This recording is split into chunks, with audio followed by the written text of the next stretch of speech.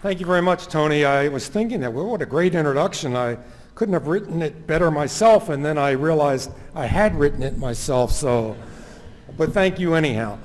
We're going to talk about the job market. When I first was given this topic, they told me I had 30 minutes, and then yesterday I found out it was 25, and then Richard said 20. I don't want to delete any of the slides, but what I will do is skip every other word so we'll stay within the time. But the residents and fellows that I speak to throughout the country have basically three questions. One, will I have a radiology job? Two, will my job be what I want and where I want it to be? And that should be three. You can tell I might have been Phi Beta Kappa, but I can't count. 1, 2, 1, it's a binary system. Will my job be secure? Now, we're going to cover very rapidly, but certainly leaving time for the question and answer, 5 very important things that you should be thinking about. 1, is the job market improving or getting worse? 2, what are your reasonable options when you're looking for a job? 3, what can you expect to receive as a compensation package? 4, how can you optimize your chances of getting the job of your choice? And 5, how will the ABR changes impact hiring? So let's talk quickly about the job market, and I agree with Dr. Ellenbogen. It's true that the hot job market of the last 10 years has cooled, but I think it's turned the corner and seems to be rebounding somewhat.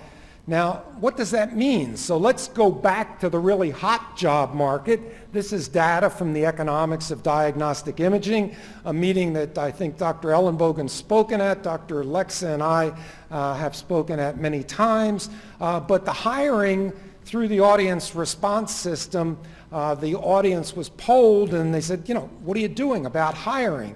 And there are 5 categories. The only thing you really need to worry about is category 1 and 2. Category 1 is we will hire anything that can fog a mirror and stay upright in front of a workstation. Category 2 is, we'll hire at the normal time.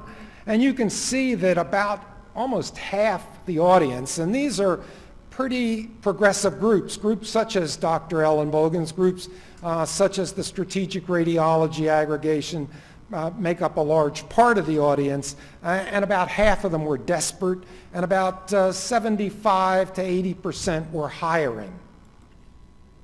Now, the data from October of 13 is the last data that's been released. Although the 2014 data was obtained, it is virtually identical, and basically you can see that in the audience, about 60% of the people were hiring.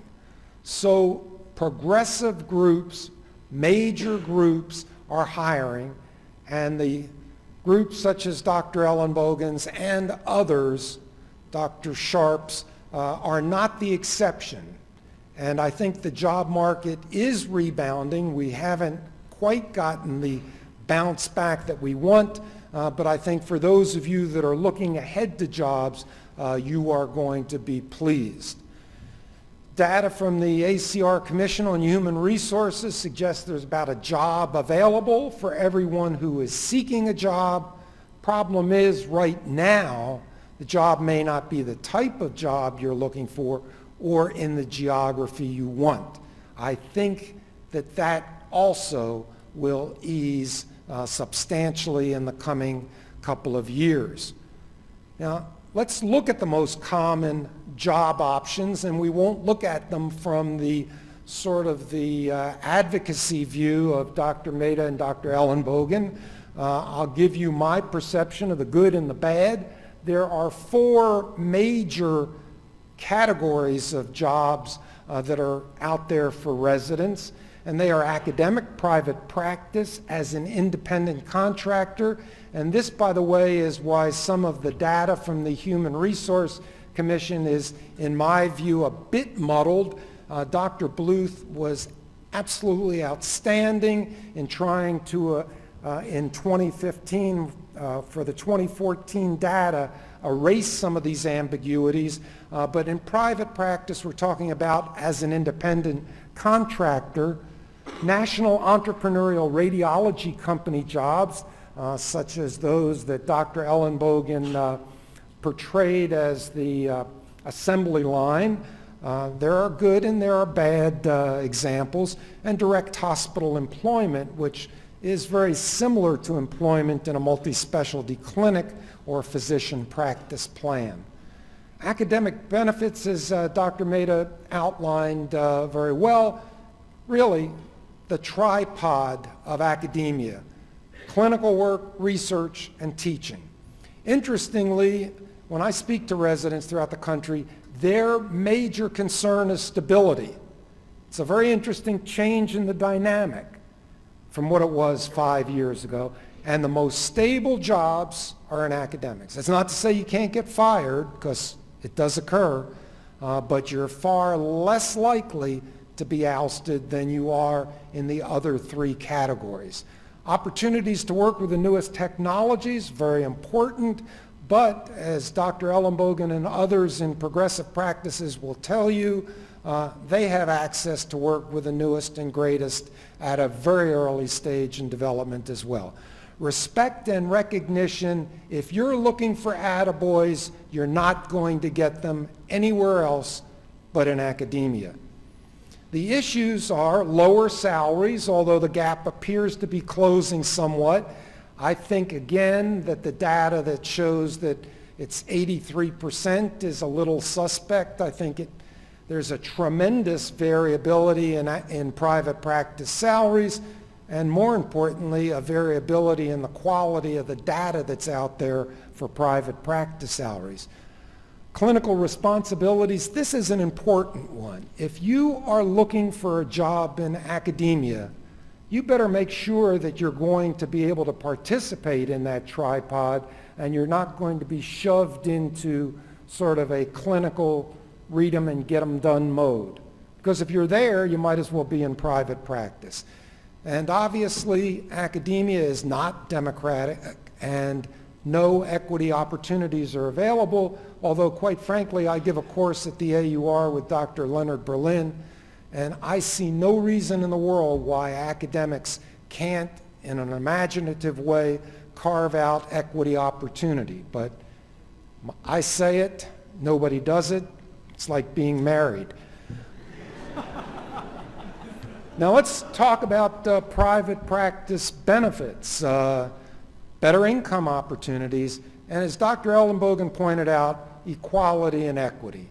And in the culture of radiology, that seems to be very important. And interestingly, every one of the speakers that you've heard said there's more time off in private practice. It is counterintuitive, but very true. Average time off in a private practice, about 11 to 12 weeks. That counts CME time lumped in with vacation. What are the issues? Eroding stability, very important. And if I were Dr. Mehta, I'd jump out of my seat and say, we're stable, you better watch out. Because if you're joining a private practice group, one of the things you want to understand is how secure are they in their hospital setting. Because in my experience, I see groups throughout the country, hospitals are changing their radiologists in almost epidemic numbers. Productivity pressures, Dr. Mehta brought up, Dr. Ellenbogen also commented on, it is a huge mistake to try to make up for declining reimbursement by increasing productivity, because you ignore the important things, which are practice building, participation in hospital committees, participation on the medical staff, all the things that help you achieve tenure. And quite frankly, the whole landscape is littered by radiologists who have given their heart and soul to the RSNA, the ACR, and other organizations. Their private practice groups did not appreciate it or give them time, and they either had to leave the private practice sector or, cut back on their contributions. Now, Dr. Ellenbogen is an exception, I'm an exception, but many people have faced the issue of choosing between participation at service to the specialty as a whole and participation in practice. Now, what about the national companies? People say, oh, they're terrible, they're awful, there's nothing good. Well, there are some benefits. First of all, there may be, with some companies, opportunities for increased work in your subspecialty area. The most interesting and intriguing benefit is you can work from home. You read your cases out in your jammies and with a cup of coffee and you're home. I happen to think of that, as does Dr. Ellenbogen, as a disadvantage. You miss the collegiality and the professional interchange of colleagues, but some people are well suited to that. Structured expectations. If you're a person, sort of a person who likes to know exactly what's expected of them, that is a benefit of these companies. There are, however, many issues. Job security is variable. I spoke to a group of residents about a year ago. They thought this was the most stable environment. In my opinion, it is the least stable of all the four categories because usually you're on either a limited time contract or you're an employee at will. The biggie is that compensation terms can change. You sign up for one thing and the company is not doing what it wants to do, and you end up getting your compensation cut. Also, the company can be acquired or cease operation, go out of business. And then the two others are, there's limited and probably very little to no equity opportunity. You're not going to own any kind of significant part of VRAD or Imaging Advantage or Sheridan or any of these companies, and you'll have a limited say in the operations. Now, hospital employment, I don't think it's quite as high as the initial college data, but it's starting to become a significant consideration. There's little or no administrative responsibilities. Again, a structured work environment because hospital administrators are setting your length of shifts, your work site, your degree of subspecialization, and there is no ambiguity of your practice goals versus those of the hospital. They're totally aligned because you are an employee of the hospital. There are, however, issues with employment with hospitals. First of all, it's subject to the whim of the administration, and more importantly, administrators change. One of the most dynamic leaders in radiology just lost his job because he was hired by one administrator, that administrator moved on within the system, and the new administrator came from somewhere else and didn't see eye to eye with him. Also, again, just like with the national companies, subsequent compensation contracts may not be as generous as the initial one. You certainly won't have equity opportunity in your hospital system, and your practice autonomy and outside income opportunities are severely limited or non-existent. Now, everybody said don't worry about money, but let me tell you, no matter what they're talking about money. So let's talk about money. What can you expect, let's say you go into private practice, as a compensation package?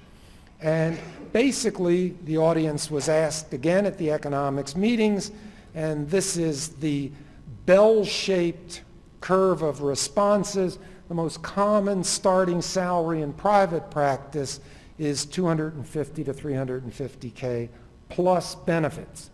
Now, the last two speakers talked about benefits, but in a more nebulous way.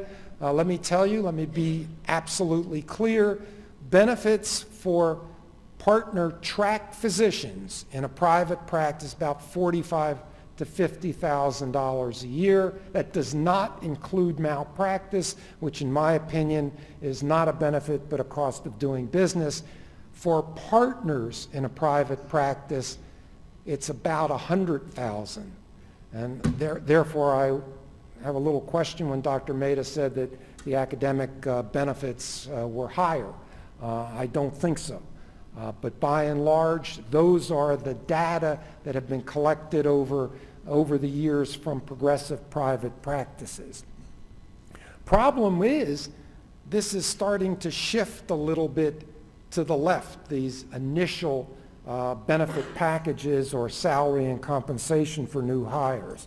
And basically, about 2/3 of the practices are offering residents and fellows, new hires, and typically now they're all fellows, offering them about the same as always, even though half the audience over the past 3 years has experienced a drop in compensation. And that's just a fact, not a huge drop, but a drop nonetheless. About 40%, 35 to 40% are now passing that pain on to new hires. Nobody for the last 2 years is offering more money to new hires. Fourth thing, how can you optimize your chances of getting the job of your choice? Well, Dr. Lex is going to talk about that.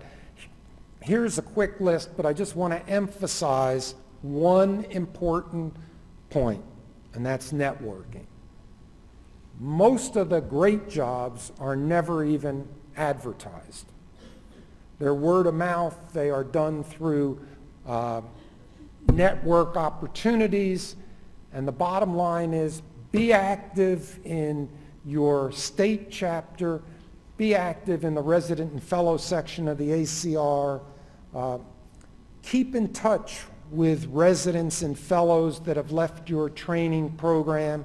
And a little tip for Dr. Mehta to take back to Dr. Kruskal, one of the greatest things that an academic program can do would be to have a meet and greet every year with the residents and fellows so that they can meet each other and again maybe obviate the job search because the really good jobs are not going to be listed in any of the job listings.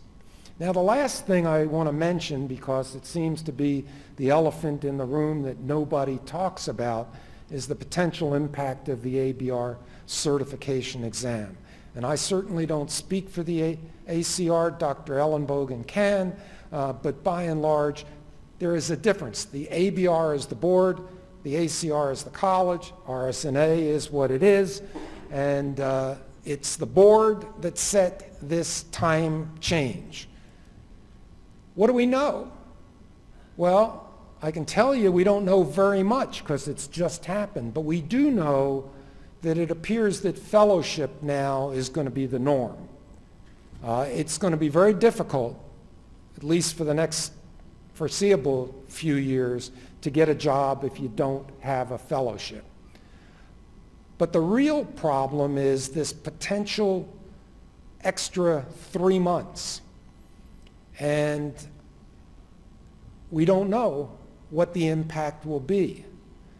There are a few hospitals, hospital systems that mandate board certification. There are a few, but more than the hospital contracts, payer contracts that mandate certification, and some medical staffs mandate certification. So this is an unknown, and Dr. Bluth, who was mentioned by Dr. Ellenbogen, is making an excellent effort through questionnaires to find out what the magnitude, if any, of the problem is. I mean, we only have anecdotal suggestions that there may be a problem. The college is right on top of this. The data is in. It should be analyzed and out shortly. But one possibility is a change in the hiring cycle. Because if people don't want to renegotiate their payer contracts, renegotiate their hospital contracts, then they may not hire for that extra 3 months. It's a speculation. But I can say that the ACR is on top of it. They are working very diligently on your behalf to find out what all this means. So I'd like to end ahead of time and under budget by saying that the job market is cyclical, and I'm delighted to see that it appears at least to be improving. For a variety of reasons. You know, you heard these doom and gloom talks, oh, we're going to go from these bundled systems. There are many, many reasons to believe, as I do very firmly, that imaging under any scenario is going to increase. And I will reemphasize what Dr. Ellenbogen said in closing, and that is, radiology is the place to be in medicine. It's intellectually challenging, it's financially rewarding, and the quality of life is difficult to beat. Thank you very much.